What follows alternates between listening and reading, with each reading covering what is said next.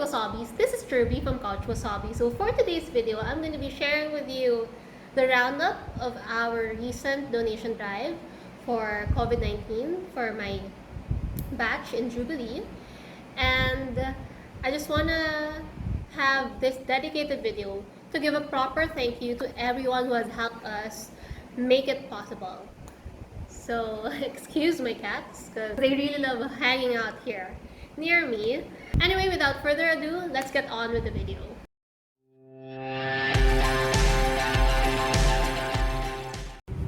Hey guys, so it's our final week, I think, final week na ngayon of me pulling the donations for our JCA 2002 or Jubilee 2002 drive. We have deployed most of the things that we need to deploy. We have reached over 70 hospitals in and out of Metro Manila. It's Tuesday today, so every Tuesday I normally upload weekly summary or weekly report, like the things that we've deployed, the money that we've collected and stuff. So nag-upload ako this morning, and I also uploaded the vlog I think this morning or yesterday. Of course it's a week delayed kasi iniipon ko yung mga vlogs. So right now, ayan, meron kaming stuff. Some of those are for donation, some of those are our errands, personal errands. Kasi today, there's an impending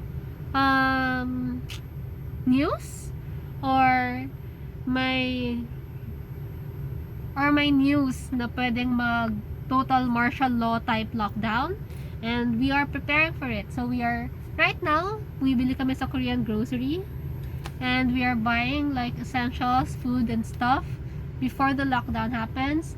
And I've already bought like cat stuff, cat sand. Ngayon, cat food ang pinaproblema ko kung saan bibili, so that our cats are also safe from the lockdown. When the lockdown happens, or the martial law type lockdown happens, all the restaurants are closed. So I think the only establishments that are open are groceries and drugstores. I think that's what I've heard. I'm not really that sure. Going back to the drive, we have deployed from Cagayan to Apari and down to Davao, Cotabato. Right now, I'm preparing stuff for Bataan. Yesterday, I prepared stuff for, I think, last week, I prepared stuff for Cebu and Samar. So that's what I've uploaded on the vlog. Today, Bataan naman, sa Dinalupihan, Bataan. And what's great about it is that we've also started to deploy testing booths. Oh my god, I'm so happy. I was telling my friends that the things that we have accomplished is something that I've never expected. It's like far more beyond than what I've expected our drive could. It's totally crazy, but I'm very, very grateful to all our donors.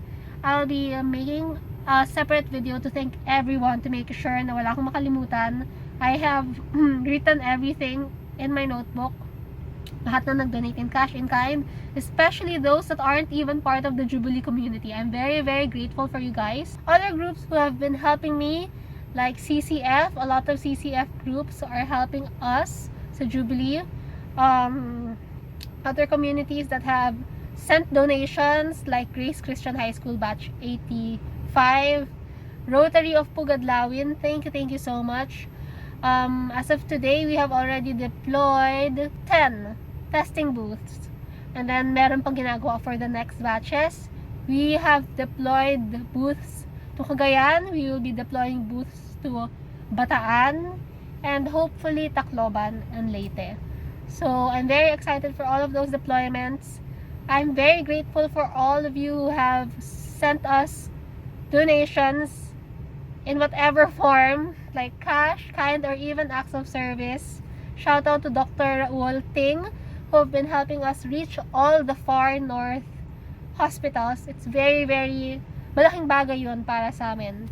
To those who have volunteered to be our eye, to those who have volunteered to be our foot and hands to carry on the donations, especially to Shabe Jen and Achi Jane for being our hands and feet in Zamboanga and Davao. These are all volunteers who have decided to spend their time, money in helping us. So I'm very, very grateful for you guys. Who else? Basta, let's just reserve it to a separate video, but right now I'm just finishing my last few deployments for this week. We have more PPEs coming in and more N95s coming in, so I'm still pulling in requests from my batchmates for deployment next week, and I think after next week tapos na, sarado na ang tindahan, I can rest na. And after that, I hope tapos na yung ECQ and we can try to be back to normal, but I think it's gonna be extended, so we're preparing. Yeah, I guess that's all for now. I'll just take you around or maybe show you the things that I've been preparing or the things that I will prepare for my next deployments. So here's one of my final deployments. It's for Dinalupihan, Bataan. It's one of those small hospitals there. And in it, I have prepared 50 pieces reusable PPEs. Ito yun. It's green. Tapos some face shields and N95 masks inside. Hey guys, so it's our final week of deploying donations. Actually next week. I've already announced to our group that we're not accepting any more cash donations. We are accepting in kind para we can still distribute those in-kind donations, but cash no more na. I think what we've deployed is sufficient already. I'm honestly very satisfied. In fact, whatever that we have deployed with this project has exceeded my expectations. I've never thought that we could deploy as much. It was just a simple project in my mind that translated into something like really, really nicely done by a community of people who'd want to help. It's not just one school, in fact. Marami ring tumulong sa amin from other schools, from other church affiliations. It's not just about Jubilee anymore. Actually, it's a whole community of people helping each other. And to all the people that I've virtually met online along the way, I'm very grateful for each and every one of you who have contributed in any way possible for us to successfully deploy all the donations, because it's gonna be hard if it's just one person. Like if it's gonna be me, it's gonna be hard. So I acknowledge and I'm very, very grateful for everyone who has been there with us, especially those who have helped us deploy in a lot of provinces. We are one of the few school-based donation drive who has successfully deployed nationwide. So we've reached so many provincial beneficiaries, and we've deployed things that are like in my wildest dreams. We actually were able to deploy testing booths to Cagayan. Wow, that's really amazing. Yan, meron pang mga donations dito sa likod ko. Daming things. And I'm very, very grateful for that for Rotary of Pugadlawin. Thank you so much for donating 10 testing booths so far. And 2 will be donated by Sitenco Foundation to Mundo Hospital and PCMC. Metro Manila naman yun. So, I do have a lot of hospital beneficiaries sa province, and those are facilitated by UAP and Rotary of Pugadlawin. So thank you so much for that. Special mention lang, because those are really, really helpful, especially for the provincial beneficiaries. I'll show you a picture here of what Cagayan Valley used to use before the testing booths were deployed. It was a very basic wooden structure na ginagamit nila as a testing booth kasi nga wala nang ibang magamit. But because of the donation from Rotary of Pugadlawin, thank you so much. They now have, ayan, I'll show you pictures. They now have 3 proper booths sa Cagayan Valley Medical Center, their main COVID hospital in that region, and 3 booths additional sa City Health Office. So there were a total of 6 booths deployed in that area. And we are still deploying testing booths to Cordillera, to Bataan, Dinalupihan, and yeah, most of the others are for Metro Manila beneficiary na. Yun lang. So today is another errand day for me, and this is my uniform, my cap, and my salamin, and this and this. We are wrapping up na everything. Right now, the things that are under my care is for Samar, Mariveles, dalawang Quezon, and the Apari cluster. Yun na lang. I'm juggling whatever that's left in my custody, and I'm splitting them all up for all of these beneficiaries. And as soon as we've deployed the last PPE from my end, as soon as I've deployed the last N95 from my end, I'm out. Mic drop na. Tapos na. It's time for me to spend time for myself, I guess. It's been a good ride, and I'm very, very thankful. I'm very, very happy with what we have achieved, however small it may be to some.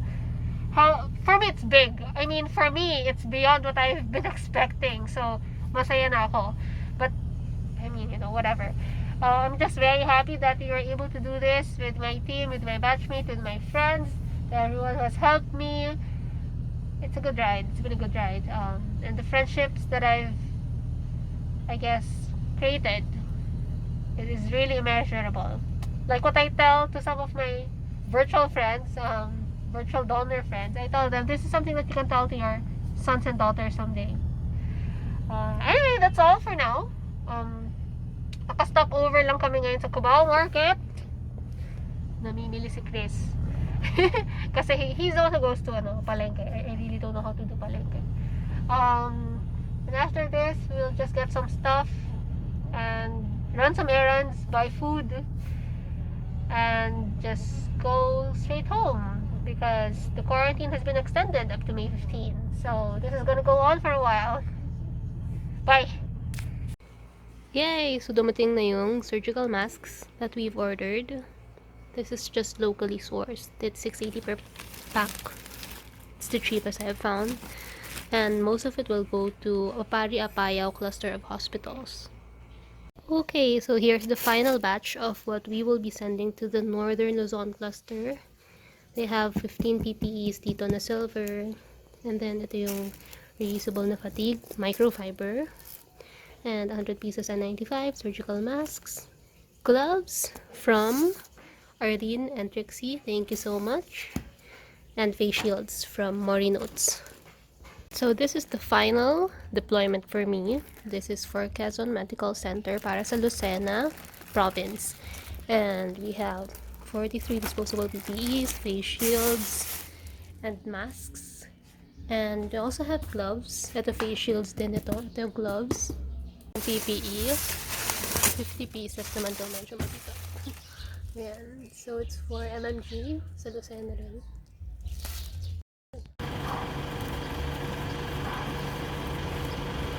And this is the last of our donations on the way to Lucena.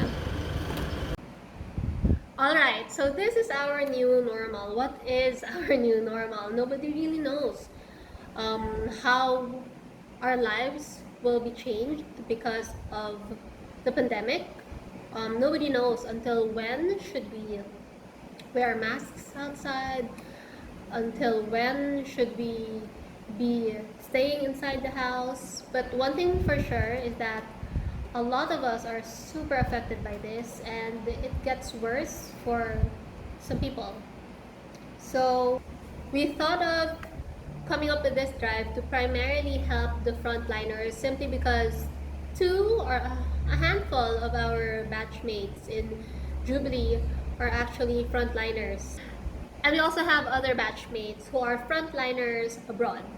So the main purpose of this drive was to help our frontliner batchmates here in the Philippines, and with that we were able to raise a good amount of money to be able to execute so many things. And with that, and I'm sure you guys are familiar because I have been posting on my social media, I've been posting on my Instagram, my Facebook, and I think I've uploaded a few vlogs about me, running the donation drive, because I'm one of there were 3 of us who are doing the deployments, meaning there are 3 of us who are sending out physically the donations. One is Patrick, who is a doctor from our batch kasi meron siyang medical pass to go around the city, and me, and the other one is Christine. So there were 3 of us who are primarily moving things around, and if it weren't for everybody's help, wala namang kaming move around. So we are very, very grateful for everybody's help, especially all the help that I have received personally outside of the Jubilee community. So I would like to thank Jen Chow. I've listed everybody here and I hope na wala akong mamiss. So I'd like to thank Jen Chow and her face shield team. So those are Katrini Lee, Patricia Chang, and Elaine.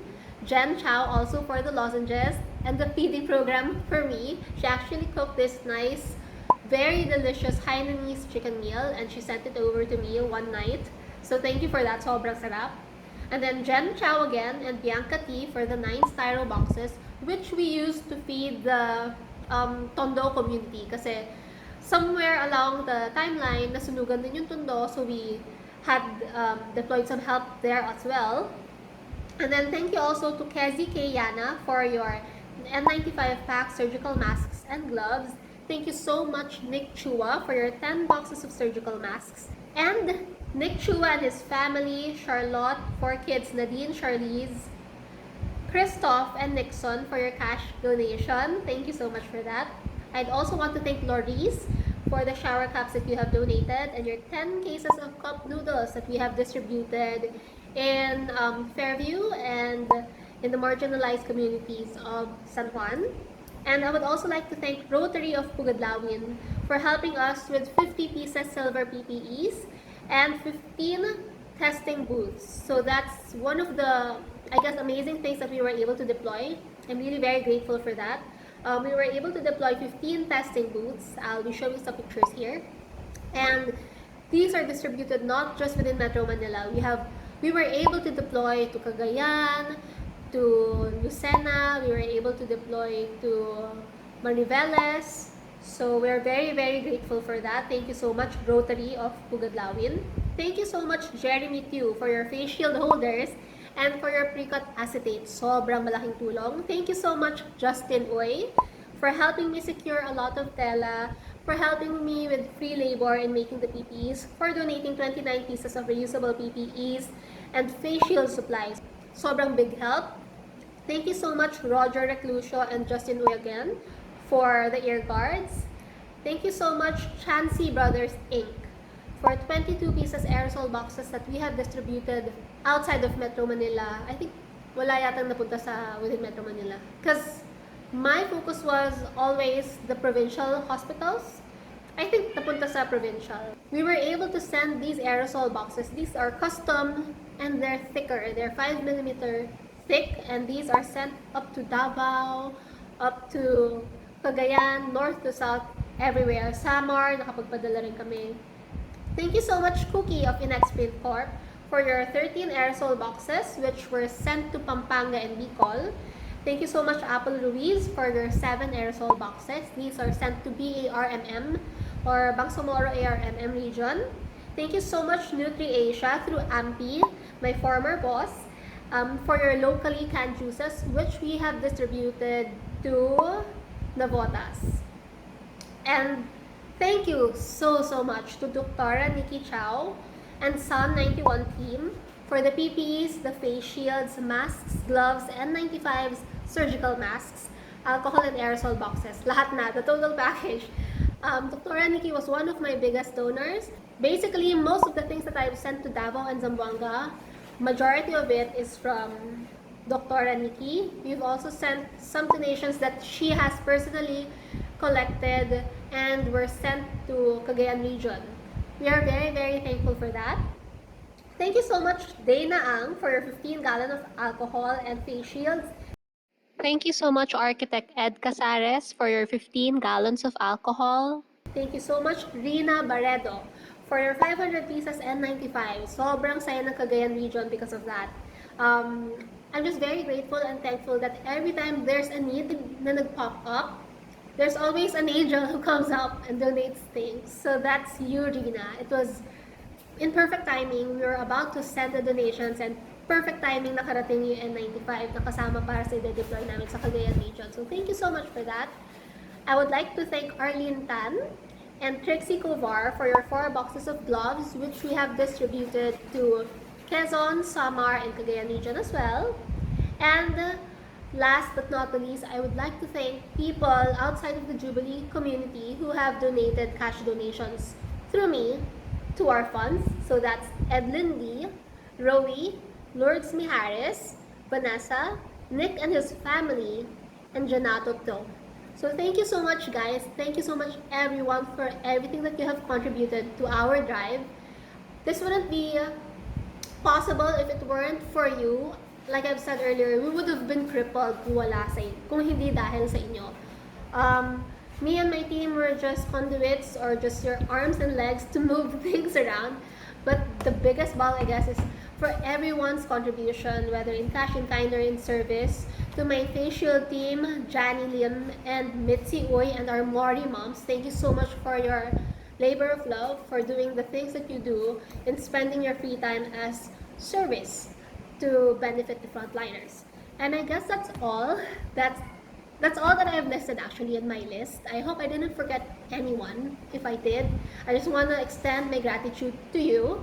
And before we end this video, I just want to share with you the recap or the final roundup of our Jubilee 2002 donation drive. So watch this roll.